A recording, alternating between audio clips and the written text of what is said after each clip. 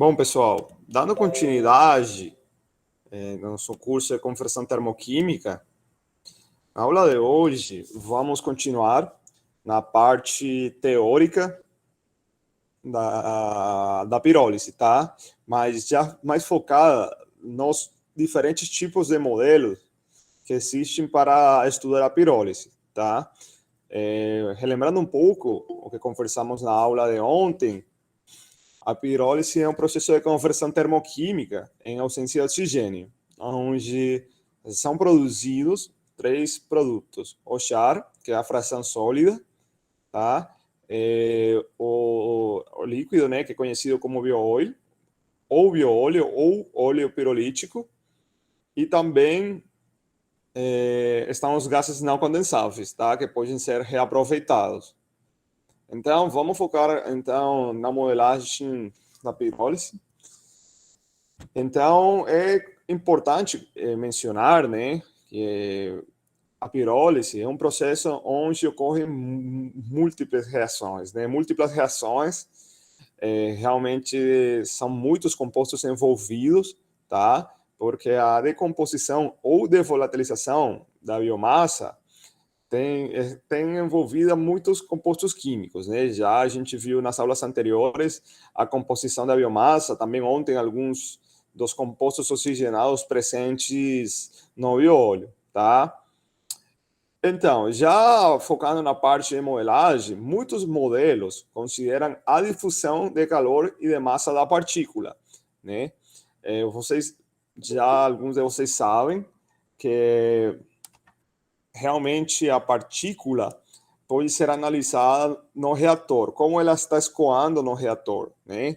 Aí tem mecanismos sobre a partícula, né, que realmente ela está sendo tem uma redução do diâmetro, né, conforme ela está sendo consumida no leito.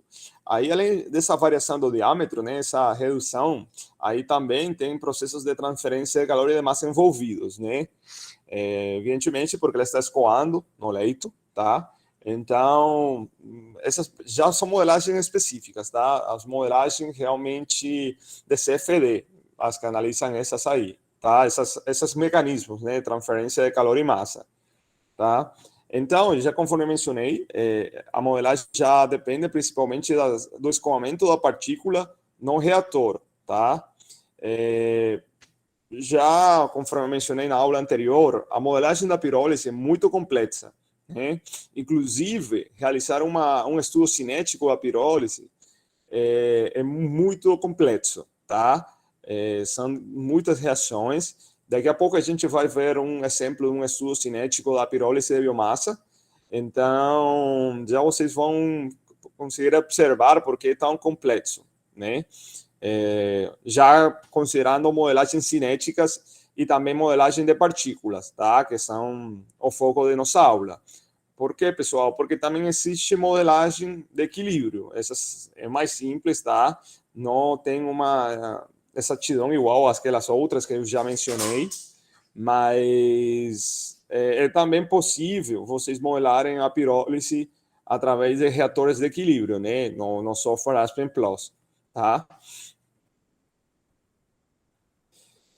Porque é possível modelar, inclusive, os modelos cinéticos e aí os modelos de equilíbrio de pirólise no Aspen, porque aí vocês têm opções de correlações, tá?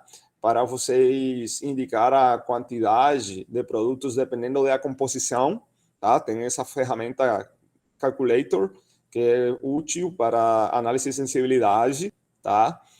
Então, pessoal, é isso. Basicamente, no Aspen, vocês podem focar em alguns modelos cinéticos e de equilíbrio já da pirólise, tá? Então, vamos iniciar então na nossa classificação de modelos. Já eu mencionei um pouco, tá? Estão os modelos de equilíbrio, que a gente não vai conversar sobre isso hoje. A gente vai focar mais isso na parte de gasificação, onde a etapa da pirólise está envolvida, né?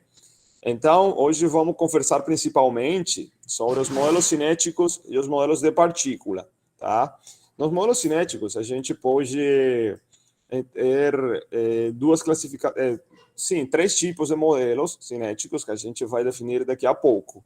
Mas aqui nesses modelos cinéticos, eles estão baseados principalmente nos parâmetros cinéticos dos compostos envolvidos, tá? Então, essa modelagem é descrita pela cinética mesmo, tá? Os fenômenos de transporte não são considerados nesse tipo de modelos, tá? Não é igual aquele de partícula, que eu já falei, que tem fenômenos de transporte como transferência de calor, seja por condução, convecção, ou até radiação, tá? Ou também de transferência de massa, onde é considerada a difusão, né? E a lei de Fick. Então, aí, esses mecanismos são aqui considerados, né, nos modelos de partícula, tá? A partícula é analisada através de fundamentos de fenômenos de transporte, né? Então, já sabemos que temos três tipos de equilíbrios cinéticos e de partícula, tá? Então, vamos conversar um pouco dos modelos cinéticos. Pessoal, esses modelos, eles são desenvolvidos considerando cinética que foi obtida experimentalmente a nível de laboratório. É usado um analisador termogravimétrico, tá? A sigla dessa técnica em inglês é TGA, né? Então, a gente pode dividir os modelos cinéticos em três grupos. Modelos de reação global de única etapa, que a gente conversou ontem um pouquinho sobre isso. As reações de reações múltiplas e também modelos de reações paralelas, tá? Então, são três tipos, no mesmo tempo, aí que envolvem a cinética química, né? Então, mas evidentemente cada um deles tem propriedades diferentes, beleza? Pessoal, antes de iniciar aqui com o primeiro tipo de modelo cinético, alguém tem alguma dúvida ou algum comentário?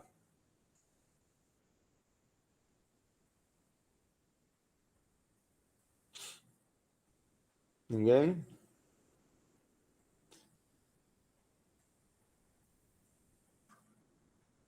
Então, vamos lá. Pessoal,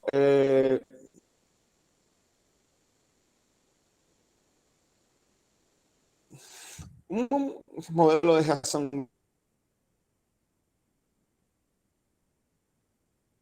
global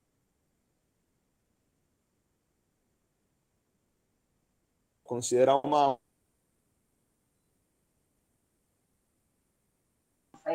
única reação. Voltou a travar aqui para mim de novo.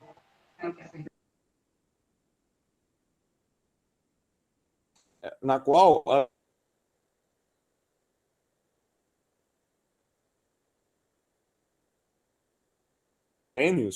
é importante, considerar desculpas, já estão falando que está travando muito, mas é a internet em Unicamp, né? Aí eu não posso fazer muita coisa. Até onde vocês ouviram?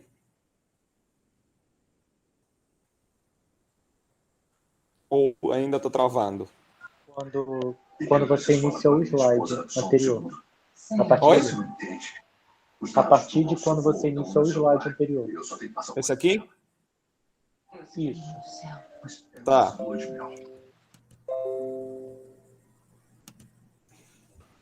Então, o que eu falei foi o seguinte, que nos modelos cinéticos, pessoal, a gente considera os parâmetros obtidos experimentalmente através de um analisador termogravimétrico.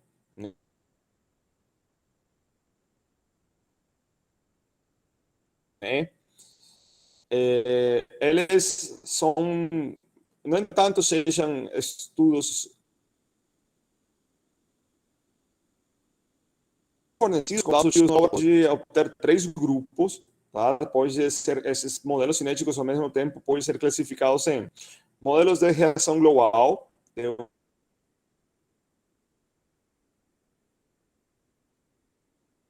uma única etapa, modelos de reações múltiplas e modelos de reações paralelas, tá? Esses modelos podem ser desenvolvidos do Aspen, que foi uma opção que eu falei, né, que realmente pode ser um modelo 1D ou 0D, a gente tem... não sei. Porque uma opção é compartilhar dados do meu celular, mas eu acho que é pior, né? Não sei.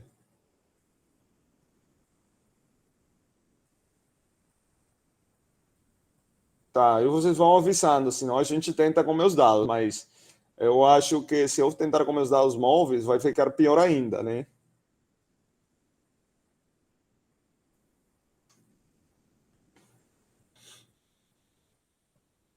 Tá. Então, já resumindo um pouco esse slide aqui, a gente tem que esses modelos cinéticos usam dados obtidos experimentalmente através de um analisador termografimétrico e eles podem ser classificados em três grupos, né? Modelos de reação global, de uma única etapa, modelos de reações múltiplas e modelos de reações paralelas, tá? Obrigado aí pelo aviso. Sempre que estiver trabalhando aí, vocês vão avisando que eu volto e falo no slide de novo. Eu acho que vai ser o jeito hoje, né? Que a internet está um pouco instável, né? Então, pessoal, aqui esse modelo de reação global de uma única etapa, ele está baseado numa equação que muitos de vocês conhecem, né? Aquela da taxa de reação, considerando a energia de ativação, né? Que é conhecido como a equação da Arrhenius, certo? Esses modelos, pessoal, já vocês estão vendo que tem uma forma diferencial. Uma opção é trabalhar no Aspen, mas geralmente esses processos aqui, né, cinéticos e modelagem cinética de pirólise ou de gasificação, eles são resolvidos através de software que podem resolver sistemas de equações diferenciais, tá? Ou se vocês usarem um método de discretização, como volumes finitos ou elementos finitos, vocês podem resolver o conjunto de equações algébricas, né? Já não são equações diferenciais, são equações algébricas que muitas vezes não são lineares, né?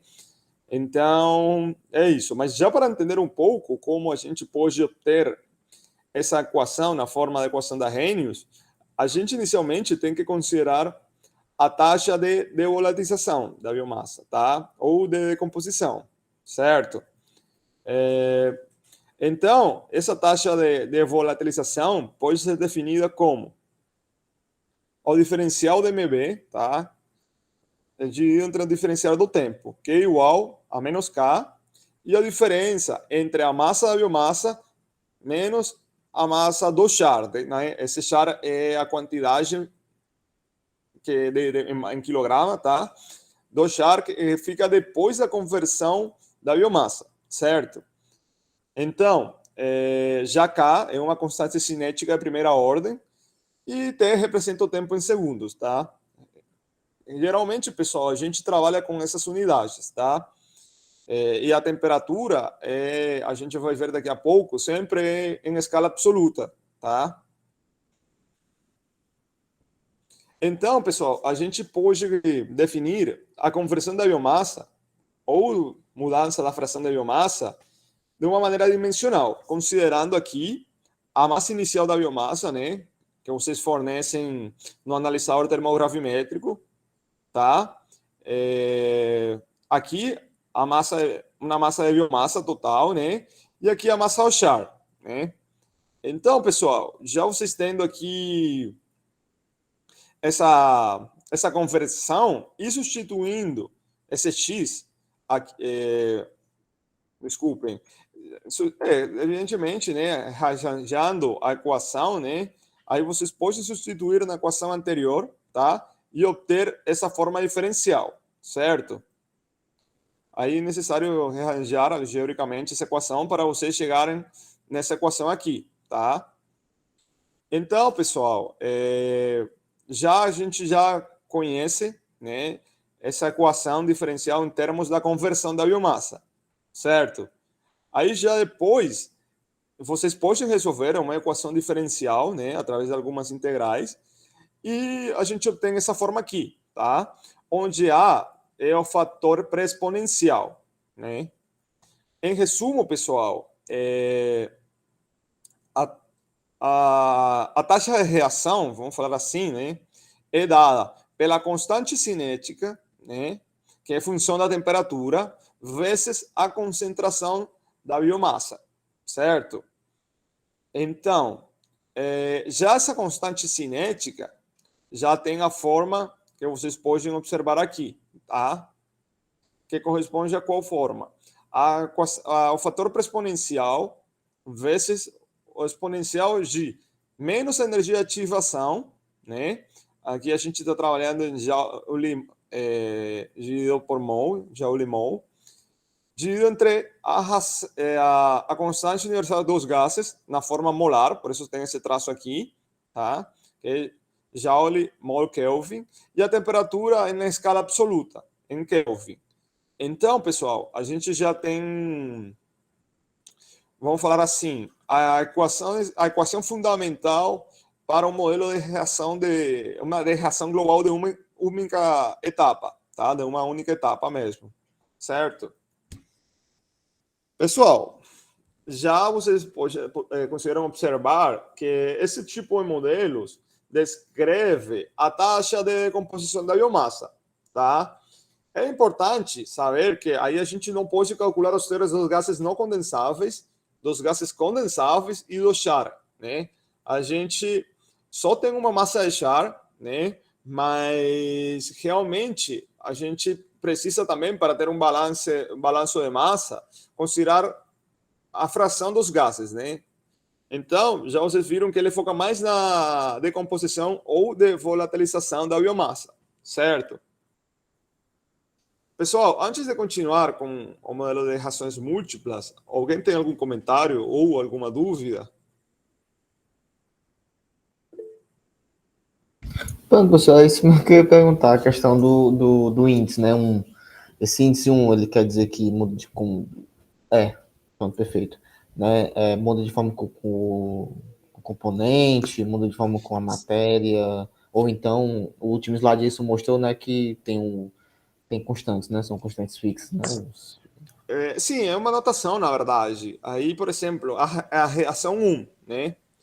Então, aí você lembra que você tem para cada reação uma taxa de reação, né? Então, por exemplo, a reação 1, que é a reação única que a gente tem, que corresponde aqui, vamos falar aqui, essa é a reação 1, né? Então, a taxa, a velocidade cinética ou a taxa de reação é definida para essa reação 1 dessa maneira, tá? Aí, se já você tiver uma reação 2, tá? Aqui a constante vai variar, né? Por quê? Porque realmente já você tem outro fator exponencial, já você tem outra energia de ativação, né? Se você tivesse uma segunda reação, sabe? Inclusive, aqui a gente está botando em termos de concentração da biomassa. Já dependendo se é uma reação conhecida, por exemplo, uma reforma de metano, aí você pode ter aqui a concentração de CO, de metano, né? E às vezes aqui eles têm coeficientes, tá? Então esse é o caso mais simples, mas obrigado aí, Gustavo, pela pergunta. Esse 1 aqui se refere à reação 1, que nesse caso é a única reação que a gente tem, que é essa aqui. Beleza? Ok, pessoal, obrigado. Nada. Mais alguém?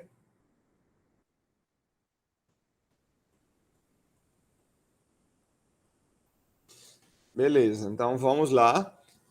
Vamos continuar um pouco aqui com as reações múltiplas. Esse tipo de modelagem descreve as taxas de decomposição em gases não condensáveis, gases condensáveis e char, né? Então, a gente tem aqui nesse caso, por exemplo, aqui esse RG, né, que a gente já pode englobar todas as reações dos gases não condensáveis, tá? Esse aqui, subíndice G. Por isso, essa foi boa a pergunta do Gustavo, porque meio que a gente já está considerando uma reação para todos os gases condensáveis, né? Não condensáveis, desculpem. Já para os gases condensáveis, que tem esse R sub C, né? É definida dessa maneira. Se vocês estão observando, essa constante cinética tem a mesma forma, né? Só que o que eu falei, o fator pré-exponencial vai variar dependendo do produto, né? Então, evidentemente, a energia de ativação, desculpem, o fator pré-exponencial e a energia de ativação, tá?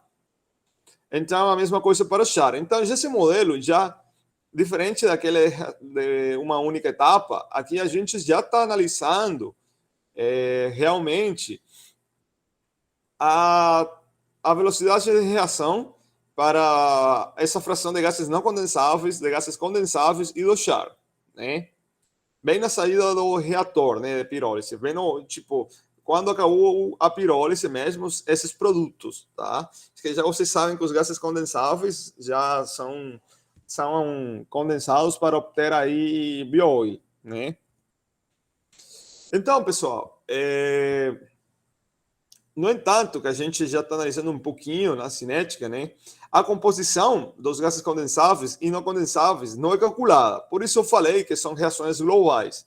Aqui, a gente sabe que nas não condensáveis pode estar metano, hidrogênio, né? Vapor de água, né? E aqui muitos também, tá? Mas então a gente não sabe a proporção de todos esses gases. A gente não pode definir, eu tenho uma fração volumétrica de tal gás, de X gás. Não, a gente só vai considerar como uma fração global, tá? Mas nesse caso também, nesse tipo de modelagem, a gente pode determinar as reações de pirólise secundária e de repolimerização. Aí a gente ontem definiu essas reações, tá? Então, pessoal, aqui é o que eu falei. Esse é um combustível, tá? É uma biomassa com uma fórmula empírica aqui, tá? A gente está formando gases não condensáveis, aqui gases condensáveis e o char, né? Aqui, pessoal, a gente está formando o tar também, o alcatrão, né? Aí eles estão reagindo, né? Aí no leito e são produzidos mais gases, sabe? Isso aqui também contribui na formação do char, né? Meio que o tar, ao mesmo tempo, ocorre uma decomposição do tar, né? Do alcatrão. Então, por isso a gente pode observar que eles consideram reações de pirólise secundária, que a gente definiu na aula teórica de ontem, tá? Então, aqui a gente está vendo já mais recentemente, ou na verdade de maneira mais específica, como esse tar é convertido também em gases, né? E evidentemente você não forma um char no início da reação, né? Aí é formado uma fração sólida durante o processo, que quando estão reagindo, aí realmente é formado o char, né? Como eu já falei, em muitas modelagens de gasificação, a gente considera o char como carbono puro, tá? É uma aproximação, né, ou uma hipótese válida, porque o char pode ter um teor de carbono maior ou não 26%, né? Não 26%, não 27%, tá? Então, esses modelos, se vocês analisarem já com mais profundidade, eles permitem modelar a pirólise secundária, tá? É evidente que também vai ser necessário, como dado de entrada, a caracterização da biomassa em termos dos componentes lignocelulósicos. Ou seja, vocês lembram que ontem a gente conversou um pouco da caracterização da biomassa, né? E da composição de lignina, celulose, hemicelulose, bom, e extrativos. Essa caracterização é fundamental para esse tipo de modelos.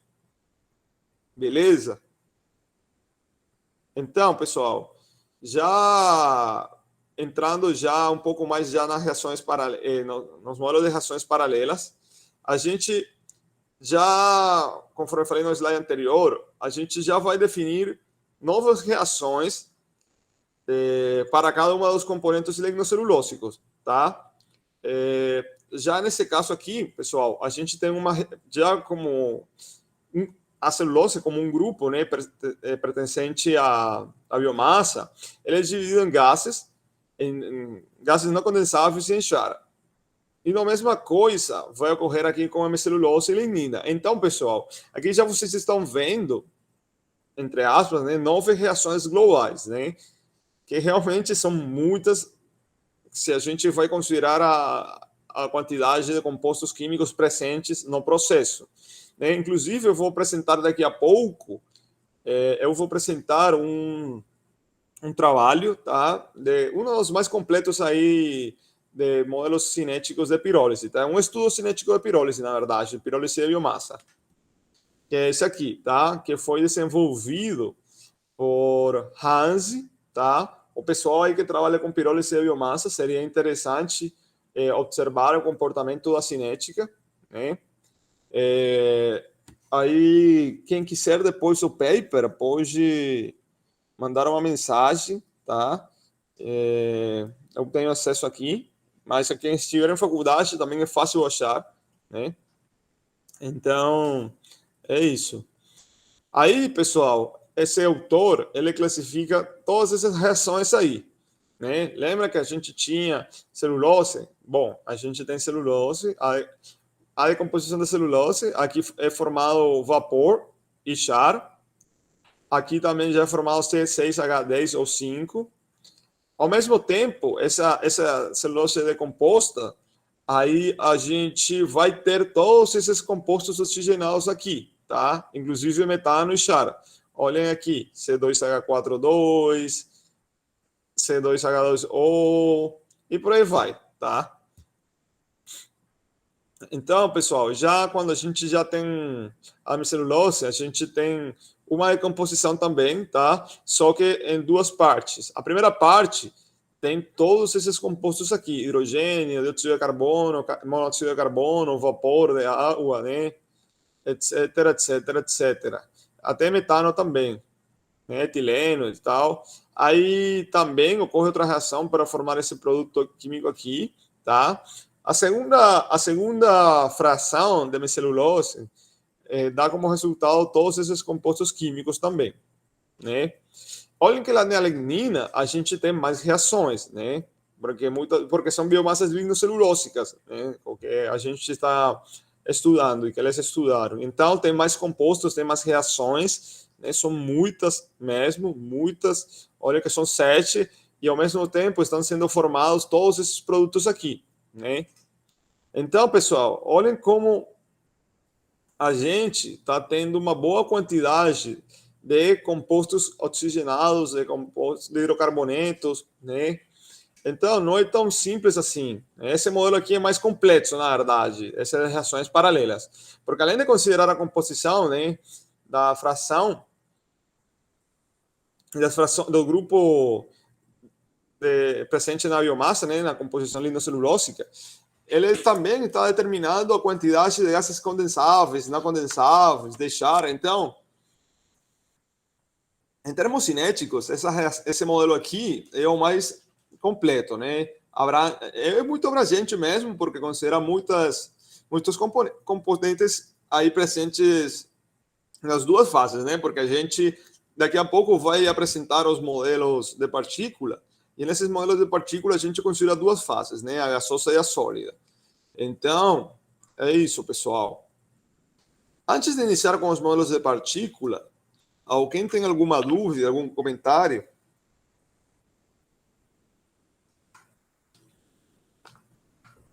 Professor, no caso ali, esses autores, né, na verdade, esses autores, né, conseguiram essas reações por resultado do artigo deles, ou eles usaram essas reações de outras leituras, outras bibliografias? Não, ele Gustavo, né? Isso. Gustavo, eles realizaram um estudo cinético, então eles determinaram esses compostos, né? Dessas reações químicas a nível experimental. Ah, certo. Beleza? Beleza. Tem mais alguma dúvida?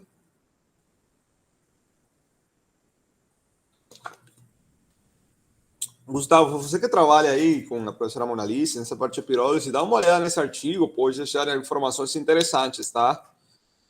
Vou sim, professor, pode deixar. Tá. Tá salvo essa aula aqui, com certeza. Beleza.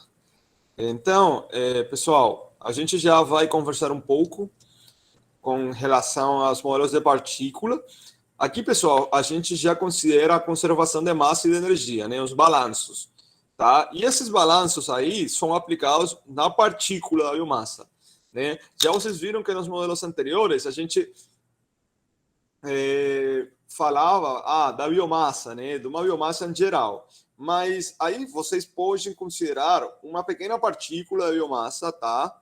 Aí, por isso, também eu falei ontem que é importante, às vezes, essa análise de área superficial BET, tá? Também absorção, desorção, também é muito interessante quando a gente vai analisar partículas, né? Evidentemente, os mecanismos de transferência de calor e massa envolvidos na partícula são considerados, né? Também ocorre uma transferência de calor, pessoal, entre aparelho reator e a partícula, né? Então, isso é importante, porque geralmente a gente nas modelagens, a gente considera que são adiabáticas, sim, mas tem perdas pequenas, né, ao ambiente, perdas por calor. Então, esse modelo aqui, ele considera a transferência de calor entre a partícula e o aparelho reator.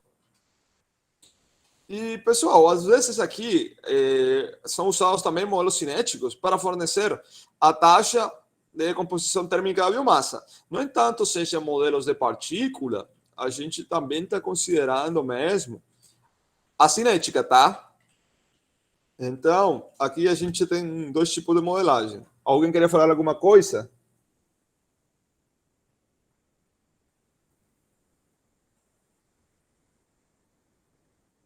Acho que não. Tá. A internet está funcionando bem? Por aqui tá. Beleza. Tá sim, pessoal, ok. Show. Então, pessoal, vamos falar o primeiro tipo de modelo de partícula, os modelos de reações competitivas. Aí a gente considera inicialmente a conservação da massa, né? Esse aqui já vocês estão vendo como uma equação diferencial parcial, tá? A qual depende do tempo. Então, são modelos transientes, né? Então, pessoal, esse ρ aqui representa a concentração ou massa específica da biomassa, tá? Ele é dada em unidades de quilograma metro cúbico, né?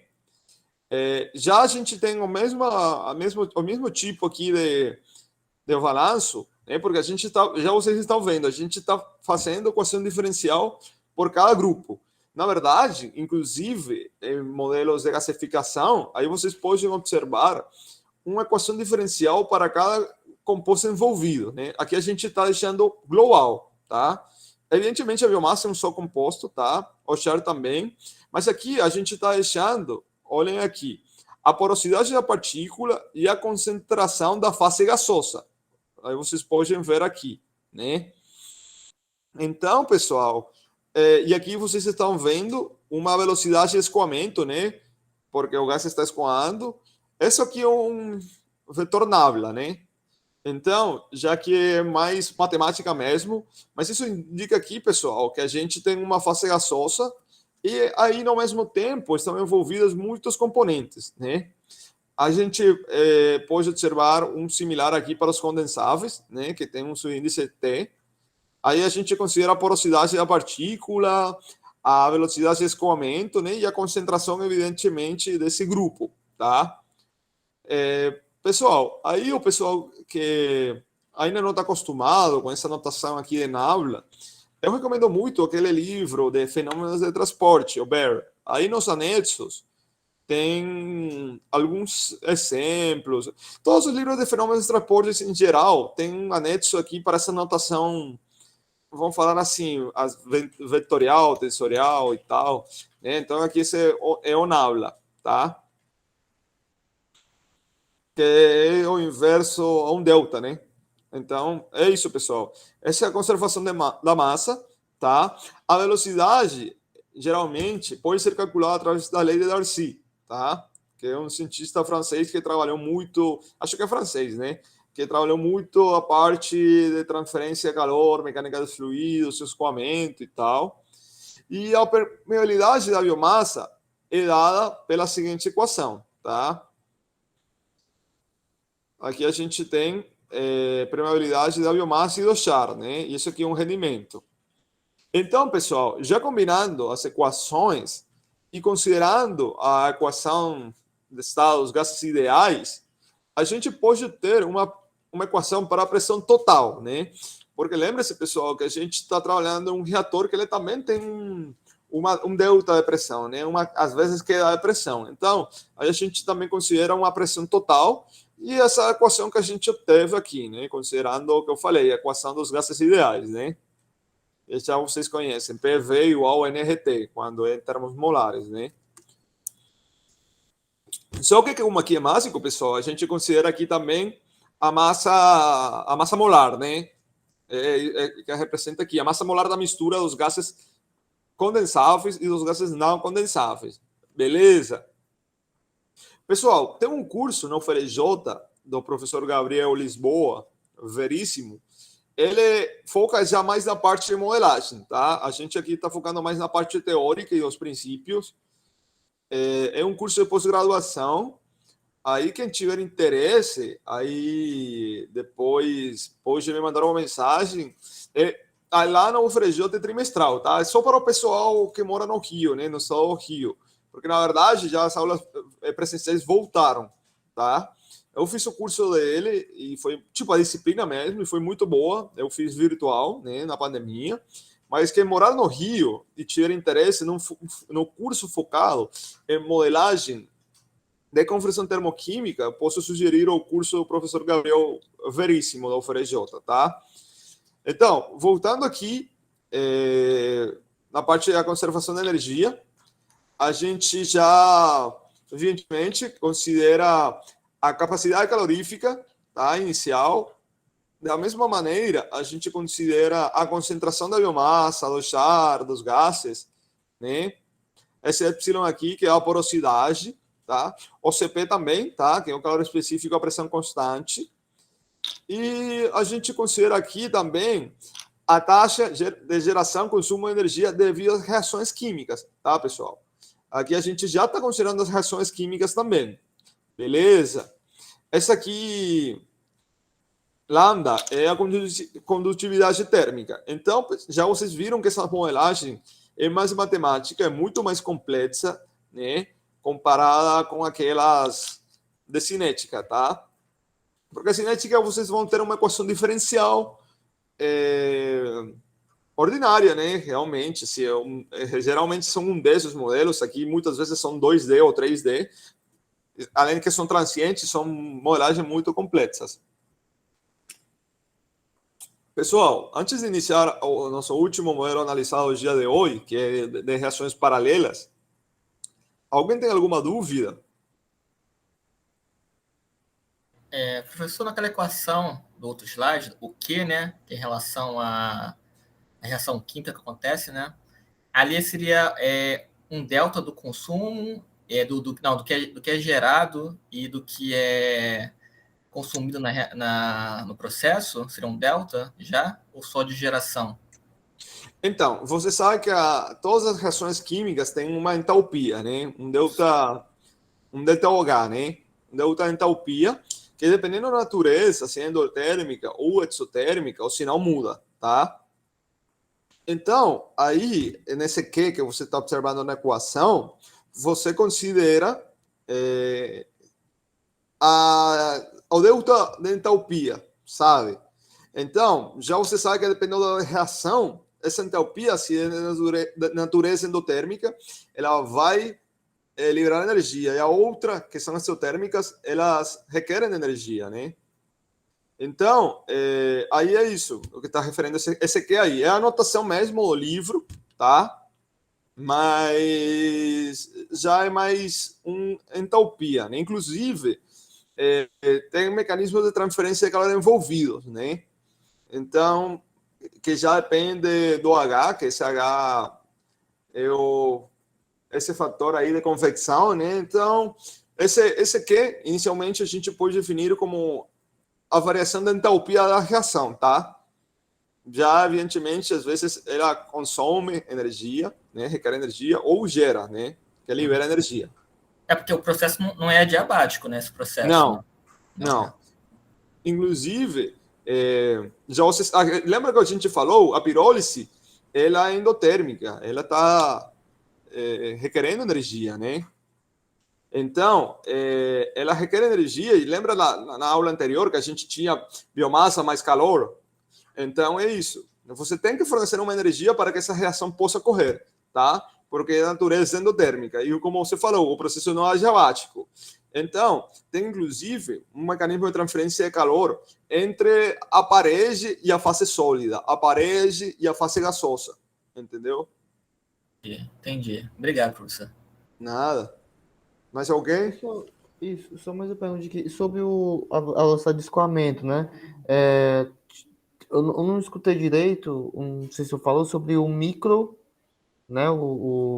A variável micro e a variável eta da equação. Qual? Essa aqui? Desculpa. Isso. Qual? A anterior. O slide anterior. Isso aqui. Uhum. Isso. Esse mesmo. Então, aqui esse epsilon aqui corresponde à porosidade da partícula. Esse valor é determinado, tá? Também experimentalmente. Ele varia entre 0 e 1, né? Não, professor, desculpa. Eu acabei confundindo. É o próximo slide. Não é esse, não. Tá. Pronto, é isso. Seria a velocidade, né? Seria menos a permeabilidade sobre o micro, o que seria ele? Isso aqui? Mais em cima, a primeira equação. Tá. A velocidade? Isso. Então, você pode calcular a velocidade da partícula, né? Ou da fase gasosa também, porque lembre-se que vocês têm duas fases, né, pessoal? E elas estão... pode ser calculado através da lei de Darcy, tá? Que foi um cientista francês que trabalhou muito nessa parte.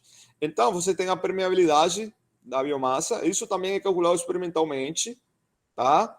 Aqui, esse termo aqui é viscosidade, tá? E aqui, Oi? Isso. Desculpa, falei. E aqui, na pressão, né? Pessoal, então, vamos finalizar já o último tipo de modelo, que é o modelo de reações paralelas. Esse aqui, pessoal, já vocês viram, também tem uma conservação da massa, tá? Só que aqui a biomassa já considera o teor de celulose, hemicelulose, lignina, celulose ativa, hemicelulose ativa, tá? E a J representa outra fase, os componentes gasosos, beleza? Que a gente está vendo aqui, tá?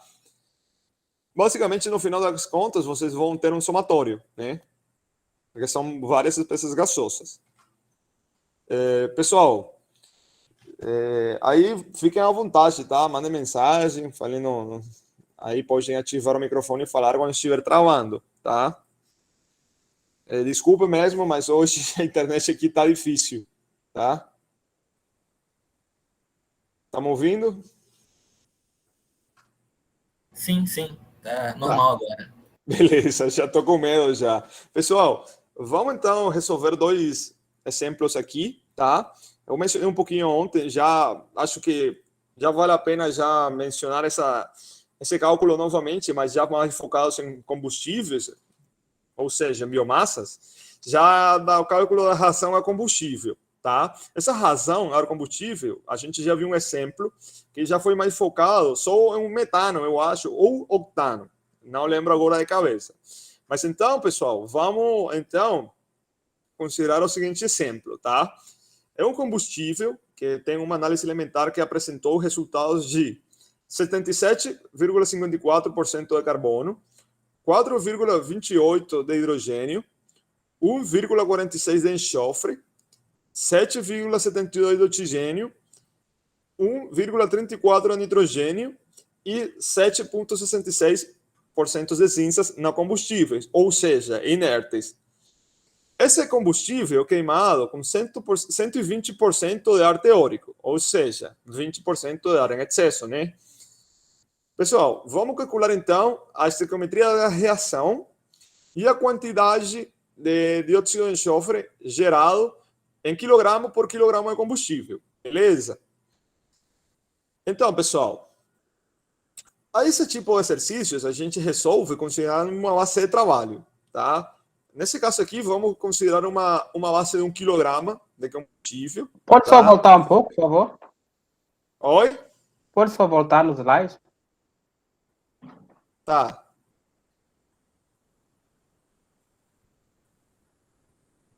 Olá, mas esses slides eu vou disponibilizar. Aí, tipo, não precisa focar aí no enunciado, entendeu? Obrigado, pode continuar. Tá, beleza. Beleza, então. Aí, pessoal, por isso eu estou passando rápido, porque aí vocês vão ter o exercício aí também enunciado, beleza? Então, vamos trabalhar aí com uma base de trabalho de 1 quilograma de combustível. Com que objetivo, pessoal? Para a gente determinar as mols de cada elemento presente na análise elementar do combustível. Por que as mols, pessoal? Porque a gente vai trabalhar com reação, né? A gente precisa trabalhar em base molar, tá? Então, aí, por exemplo, no caso do carbono, a gente já falou que é 1 quilograma, tá? Esse 77,54 é a porcentagem que a gente viu aqui, tá? Então, aí, mas já está em forma de quilograma. Aqui, essa é a massa molar, tá? Do carbono. E a gente vai obter essa quantidade de quilomol de carbono, certo? Da mesma maneira, a gente tem o hidrogênio, certo? A porcentagem e a massa molar. Pessoal, isso aqui é aproximado, tá? Na tabela periódica, vocês têm o carbono 12,07. Aqui o hidrogênio é 1,007. Esses valores aqui são aproximados, tá? Aí vocês podem conferir depois, se vocês quiserem fazer com mais casas decimais, fiquem à vontade, tá? Oxigênio, tá? Que inclusive no 16, na tabela periódica é 15,999, tipo 9.994, é basicamente 16, tá? Então, essa porcentagem de oxigênio que a gente tem na análise elementar, a qual corresponde a esse número de moles, né? Lembra-se que a gente está trabalhando com quilograma, então a base vai ser quilo, né? Então, a gente tem quilomol, tá? Nitrogênio também, certo? O mesmo procedimento, aqui é 14,0107, mas vamos aproximar mesmo. E o enxofre, tá? Que é 32,06. Mas a gente está aproximando os valores, beleza? Então, pessoal, aqui basicamente a gente fez uma conversão de base mássica a base molar, tá? Isso é fundamental para esse tipo de exercícios, de problemas, né? Que são fundamentais aí para o pessoal de conversão termoquímica, tá? Especialmente de gasificação e de combustão, tá? Até agora, alguma dúvida com relação a isso que eu apresentei nesse primeiro slide?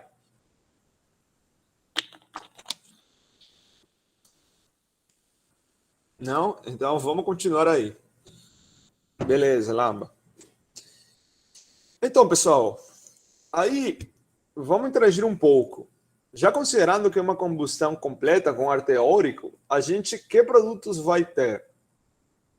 Pessoal, considerando que vocês têm duas formas de apresentar os reagentes, do jeito que eu vou apresentar ou com uma fórmula empírica. Eu achei mais interessante desse jeito, tá? Para vocês enxergarem melhor o balanço atômico, tá?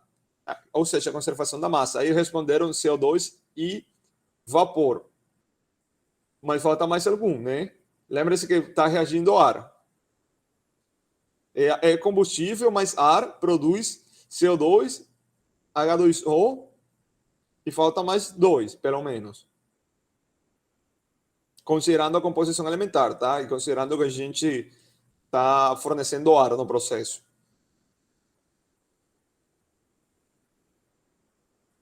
Além desses dois que falou o Maurinho, tem mais alguém que quer falar alguma coisa? Tem mais dois, pelo menos, tá? O nitrogênio, né? Do que vem do Sim. Uhum. Porque é inerte, beleza. Uhum. Tá. E o enxofre do combustível também, né? Exatamente, esse é o 2. Então, pessoal, eu fiz dessa maneira para a gente observar de uma maneira mais amigável, né, o balanço atômico, que é a conservação da massa, né? Mas esses aqui são os produtos, né, Aí Maurinho e o pessoal falou já os outros. Aqui CO2, vapor, desceu enxofre, por enxofre presente aqui, tá? Ele está reagindo aqui com o oxigênio presente no ar e nitrogênio, tá? Que é quimicamente inerte. Beleza? Então, pessoal, a gente já agora pode fazer a conservação da massa, que já vocês sabem, né? Um balanço atômico. Então, a gente desse lado aqui só tem esse carbono, tá? E desse lado aqui, o carbono corresponde a 1, então é beta. Então, a gente já conseguiu calcular beta, tá? Da mesma maneira, a gente pode calcular enxofre. Só temos enxofre aqui e temos enxofre aqui no ômega, né? Eu, às vezes, até esqueço o nome das letras gregas. Ômega. Então, a gente já tem dois coeficientes estequiométricos, que é beta e ômega, tá? Aqui, o mesmo procedimento para o H, tá? Então, a gente tem H desse lado da reação, tá? Que corresponde a esse valor aqui. E, pessoal, aqui a gente tem duas vezes esse camarada aqui. Então, a gente está obtendo esse valor para o coeficiente estequiométrico do vapor de água, tá? E, finalmente, a gente faz um balanço de oxigênio. O oxigênio já está presente, tá? Para calcular aqui, na verdade, o alfa, né? Aqui. Então, a gente tem oxigênio desse lado, que corresponde a esse aqui, mais duas vezes alfa, tá? Esse aqui é igual a duas vezes beta. Então, beta é esse valor aqui, então, duas vezes beta, mais uma vez esse coeficiente estequiométrico que achamos aqui, tá? Mais, olha que aqui está o 2, duas vezes esse valor, que já a gente calculou, tá? Portanto, aí reajustando e tal, aí vocês podem fazer a conta em casa, a gente vai obter esse valor aqui, né? Então, pessoal, já basicamente a gente já tem esse coeficiente, que é muito importante, tá? Que é nosso valor importante de ar, de uma combustão para nosso combustível com ar teórico. O beta, a gente já tem todos, né? Só está faltando delta, né? Que a gente pode fazer um balanço de nitrogênio, tá? Um atômico aqui, a gente só tem nitrogênio aqui, mais esse valor aqui, que a gente já conhece, duas vezes esse aqui, vezes esse aqui, que é 3,76, que é igual a duas vezes delta. E o delta corresponde a esse valor, beleza? Então, a gente já conseguiu a estequiometria da reação, tá? Mas a estequiometria da reação com ar teórico, né? O exercício está pedindo que seja com ar em excesso, né? Já vocês sabem, além desses aqui, né? O que a gente vai obter adicionalmente, se é em excesso? Qual o produto adicional a esses quatro que vocês observam aí?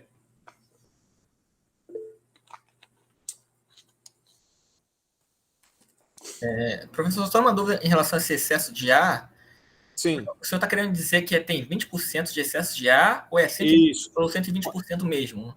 É 120% ar teórico corresponde a 20% de ar em excesso, tá? Ah, tá. É porque eu, às vezes eu me confundo, mas é 20% de excesso, né? Isso. Já você, quando vê teórico, é 120% de ar teórico, né? É 20% em excesso, tá? Não, tá legal. Beleza. Então, além desses aí, desses quatro aí, falta mais um, né? O oxigênio, né? Beleza, oxigênio. Então, pessoal, aqui esses a gente pode manter, tá? A gente já viu como calcular através dos balanços atômicos, né? Aqui só vai variar isso aqui, tá? Pessoal, por que esse valor? Por causa que seria o coeficiente vezes 1,2, né?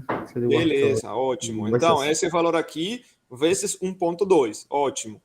Evidentemente, vai mudar essa quantidade aqui, né? Na saída, que na verdade é nova, tá? E isso também vai influenciar na variação do coeficiente estequiométrico do nitrogênio, tá?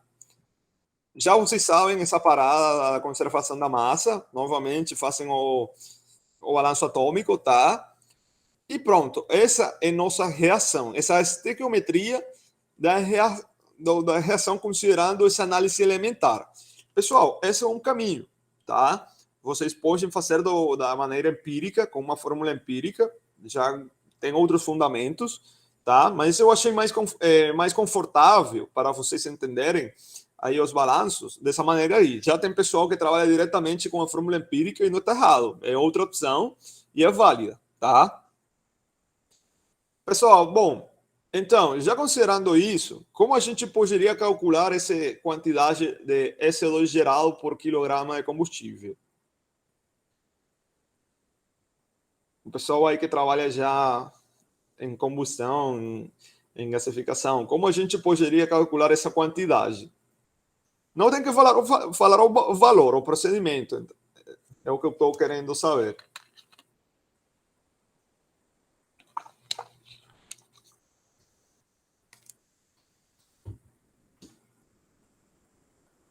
Ninguém?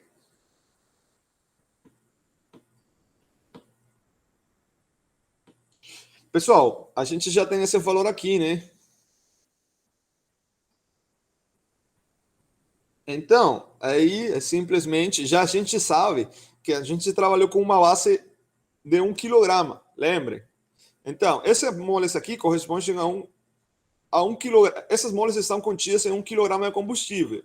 É simplesmente pegar esse coeficiente estequiométrico, tá? Multiplicar aí pela massa molar, tá? Do dióxido de enxofre, e a gente obtém nossa resposta. Beleza? Mais alguém? Professor, no caso, se eu quisesse sair dessa equação. Dessa equação, já. Dessa equação de conservação da massa, de ar em excesso e. Como é que pode dizer? Não é substituir. É retornar, né, aos compostos que eu detectei por uma cromatografia, né? Teria como? Então, essa é uma boa pergunta, inclusive esse é nosso próximo exercício. Você pode fazer essas contas considerando a saída, né? Que é o que você está falando. Numa cromatografia, você já está detectando uns gases, né? Isso, E perfeitamente. então, esse é nosso próximo exercício, foi uma boa pergunta, porque já considerando uma composição de um combustível na entrada e também, já vamos falar assim, a medição na saída, através de um cromatógrafo de gases, né? A gente também pode fazer esse tipo de exercício, tá? Agora, daqui a pouco, você vai ver, acho que isso que você está perguntando é interessante e a gente vai ver daqui a pouco. Já para finalizar, alguém quer falar sobre isso aqui? Já o Lamba falou que está tudo certo, o Maurino também, mas alguém quer falar? Tem uma pergunta. Tem algum limite para a geração de enxofre nessa reação? A quantidade gerada? Então, o que a gente falou é, por exemplo, que o teor de enxofre no combustível já varia dependendo se é biomassa, se é resíduo sólido urbano. Aqui não tem limite, já tem limite quando você já está querendo fabricar um biocombustível, sabe? Que já é por concentração. Por exemplo, você produz um biodiesel, um bioetanol. Evidentemente, o bioetanol acho que nem tem enxofre, né? Mas já vocês sabem que tem algumas restrições no produto, tá? Na legislação fala, você não pode vender um combustível que tenha mais de 4 partes por milhão de compostos baseados em enxofre. Mas aqui, a nível de combustão, pessoal, não tem restrição nenhuma, tá? Mas tem a questão do impacto ambiental, né? Sim, evidentemente. Vocês sabem que esses compostos já aí podem derivar em SOx e tal. Isso. Mas já voltando a essa pergunta, limite não tem. Já o impacto ambiental, evidentemente, vai ter sim, tá? Mas a nível de combustão, né, desse cálculo, não tem uma limitação. Já tem mais focado já nos produtos mesmo, tá? Entendi. Beleza. Então, pessoal, vamos segundo exemplo. Já vamos conversar um pouco sobre alguns produtos, né, da indústria petrolífera. A gente tem o óleo combustível, em inglês fuel oil. Esse aqui é um navio, tá? Um barco. ele usa fuel oil e também, ao mesmo tempo, ele transporta, né, para outros países para vender fuel oil, tá? Então, esse aqui é o produto, tá? Óleo combustível. Inclusive, pessoal, nesses artigos aí da Borra, que eu sugeri para vocês, aqueles dois que a gente já publicou, eu trabalho com uma borra obtida no fundo dos tanques do óleo combustível, tá? Esses tanques são formados resíduos e no fundo desses tanques é gerada a borra de petróleo. Então, eu não analisei o fuel oil, mas sim a borra que é gerada nesses tanques, tá? Então, vamos lá. Esse óleo combustível tem uma análise elementar com 85% de carbono, 14% de hidrogênio e 0,1% de matéria inerte, tá? Então, esse fuel oil é queimado com ar para gerar produtos com uma análise molar seca de, que essa era a dúvida do nosso colega. A gente já sabe que na saída, pessoal, a gente tem essa porcentagem volumétrica molar, né? A gente considerando gases ideais, porque realmente o fator de compressibilidade é próximo a 1, então a gente pode considerar uma fração molar como uma fração volumétrica, tá? Então, aí a gente já sabe que na saída do nosso processo, pessoal, a gente tem essa composição do gás, tá? Mas temos essa composição na entrada. Aí, então, a gente, beleza, já sabe a saída, sabe a entrada, mas queremos saber como é possível calcular a ração ao combustível, tá? Então, essa era a dúvida do nosso colega. Vamos responder agora através do seguinte exemplo, tá? Pessoal, vamos fazer o mesmo procedimento inicial, considerando uma base de trabalho de 1 kg de combustível, ou seja, de 1 kg de fuel oil, tá? Então, da mesma maneira, a gente faz o carbono, essa corresponde à porcentagem, que é 85,7 na análise elementar de carbono. A gente obtém os quilomol de carbono aqui, do mesmo jeito o hidrogênio. Pessoal, a gente não faz isso com a inerte, porque realmente é inerte, não vai reagir, então nem vale a pena considerar na reação. Aí no exercício anterior ninguém perguntou, mas já tinha uma quantidade considerável de cinzas não inertes. Então, a gente, como ele falou que não é inerte, a gente não faz isso aqui, porque a gente não conhece, além que não conhece a composição, né, é inerte mesmo, tá? Então não vale a pena a gente fazer isso aqui, tá? Então, por isso aqui, nesse caso, a gente só fez carbono e hidrogênio, e no caso anterior a gente não fez para aquelas cinzas, tá? Então, pessoal, foi o mesmo procedimento aqui. Então, aqui é uma pergunta interessante. Como ficaria, então, a reação? A gente já sabe, né, alguns produtos, mas como vocês acham que ficaria a reação mesmo? Considerando que temos esses produtos, tá? Como vocês acham que poderia ficar a reação? Já vocês viram que é uma abordagem totalmente diferente à abordagem que a gente está acostumado.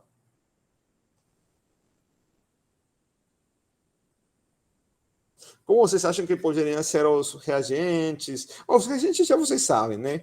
Como poderiam ser os produtos, na verdade?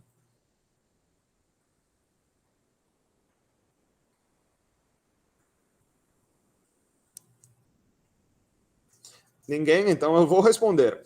Pessoal, isso foi em base seca, tá? Portanto, tem vapor de água, evidentemente, é uma combustão completa. E vamos falar assim, vocês vão agrupar todos os gases em base seca como se fossem um grupo de gases, tá? Os quais vão ter um coeficiente estequiométrico, porque vocês vão passar de base seca a base úmida, porque a gente tem que considerar vapor, porque o vapor faz parte dos produtos da combustão, né? Então, é o que eu falei. Já vocês, assim, esse negócio aqui, já vocês calcularam, tá?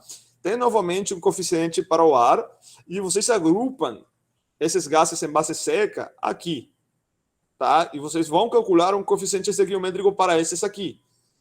Por quê? Porque também tem presente vapor de água. Esses são os produtos da combustão. A gente não tem enxofre, então não tem CO2, tá? Beleza?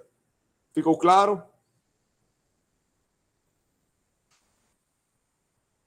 Ok, pessoal.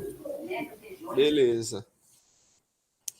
Então, já o procedimento aqui já vocês conhecem, né? Esse procedimento que a gente vai ver, conservação da massa, novamente um atômico, que é carbono, hidrogênio e nitrogênio, tá? Esse coeficiente aqui vai aqui, evidentemente isso vai mudar, tá?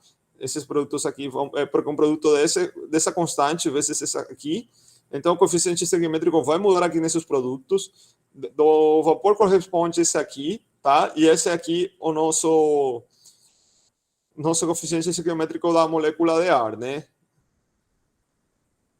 Pessoal, então já a ração fica aqui, eu não fiz o produto, mas como dever de casa, aí vocês podem conferir se a quantidade de oxigênio de um lado vai ficar igual àquela da outra. Do lado dos reagentes, vai ficar igual do lado dos produtos. É interessante porque já vocês têm aqui esses coeficientes, né? E já tem aqui 3, né? Nos produtos e nos reagentes são só esse aqui. Então, como dever de casa, aí vocês podem fazer o balanço atômico de oxigênio e tem que bater, tá? Lembre-se que é conservação de massa. A massa que entra é igual à massa que sai. Então, essa é a nossa reação. E, consequentemente, a gente pode já determinar a ração ar combustível mássica, que era o objetivo de nosso exercício. Então, a gente já conhece o coeficiente estequiométrico, tá? A gente soma as mols e a gente tem 4,76 kmol de ar, tá? Isso, lembre-se que a gente considerou uma base de trabalho para esse combustível aqui como 1 kg, que já era mais fácil, né? Então, já vocês multiplicam o peso, a massa molar, tá, do ar, essa massa aqui aproximada, né? Considerando 21% de nitrogênio, tá? Desculpem, 21% de oxigênio e 79% de nitrogênio, tá? Aproximadamente. Já falei em aulas anteriores que tem argônio, CO2, vapor de água, mas são pequenas quantidades que são desconsideradas, tá? Aqui foi um erro do slide, tá? Realmente a resposta é essa aqui, 17,87 quilogramas de ar, quilogramas de combustível, tá? Pessoal, é isso. Não sei se alguém tem alguma dúvida sobre essa última parte. Eu acho que já depois que a gente determinou como era a reação, já depois era mais simples, já vocês conhecem esse procedimento.